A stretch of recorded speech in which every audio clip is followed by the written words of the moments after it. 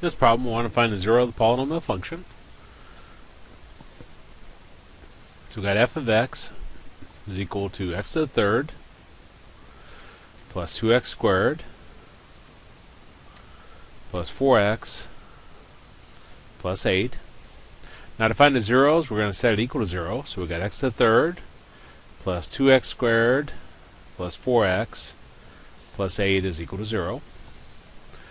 Now we'll put our polynomial on y1, put 0 on y2, and use the intersect method. So I'm going to come over here, press y equals, press clear, and we got x to the third, so we'll do x caret 3. Do your right arrow key if you go in the new or TI-84s to get out of exponent mode. Plus 2x squared plus 4x plus 8. Now we're going to go through our steps. So we're going to do second trace. Now make sure you have 0 on y2. I already had 0 on y2, but then we'll choose intersect. Looks like -2. So press enter on first curve, enter on second curve. Let me try -2. And it comes back, tells us yes, it is -2.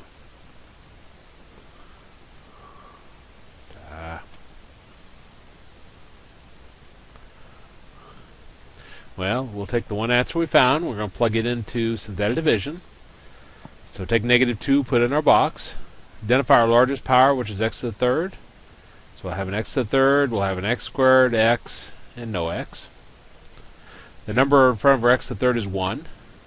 Number in front of our x squared is 2. The number in front of our x is 4. And our no x, our constant term, is 8. Now I want to go through a series of adding, multiplying over and over until I'm done. We start with our first column here, 1 plus nothing, it's 1. Now you always multiply by number in a box, by number you just put down there. -2 times 1 is -2. Then add, 2 minus 2 is 0.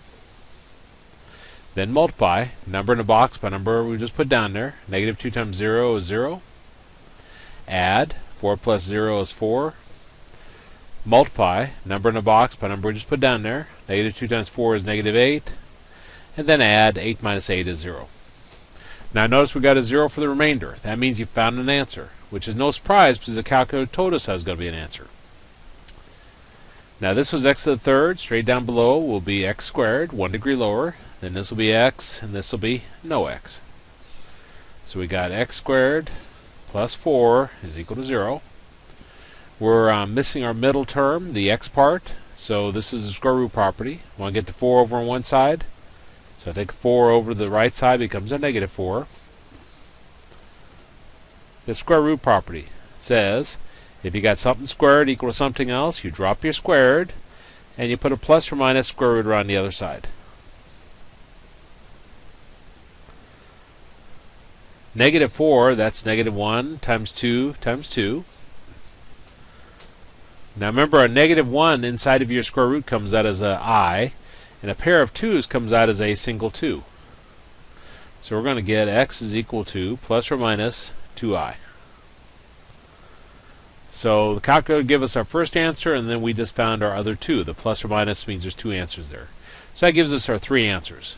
Again, when you're dealing with polynomials, your largest power, your degree, tells you how many answers you're going to have. So we knew we were going to have 3.